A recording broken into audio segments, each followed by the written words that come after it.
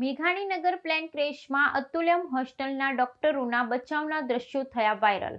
Meghaninagar plane ક્રેશમાં અતુલ્યમ હોસ્ટેલના ડોક્ટરોના બચાવના દ્રશ્યો થયા viral. 12 જૂન 2025ના રોજ અમદાવાદના મેઘાણીનગર વિસ્તારમાં એર ઇન્ડિયાની ફ્લાઇટ નંબર 171 જે અમદાવાદથી લંડન જવા માટે નીકળી હતી તે દુર્ઘટનાગ્રસ્ત થઈ હતી. આ દુર્ઘટનામાં પ્લેનમાં સવાર 12 ક્રૂ મેમ્બર સહિત કુલ 242 લોકો હતા.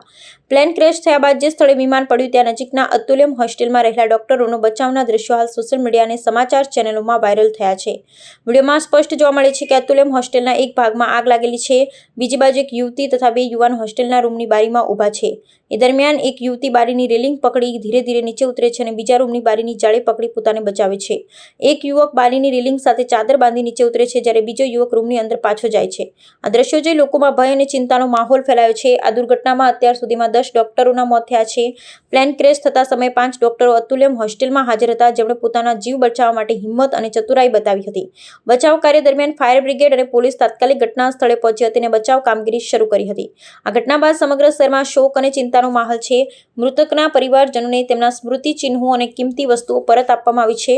તંત્ર દ્વારા દુર્ઘટનાની તપાસ શરૂ કરવામાં આવી છે અને ભવિષ્યમાં આવી દુર્ઘટનાઓ ટાળવા માટે પગલાં લેવામાં આવી રહ્યા છે.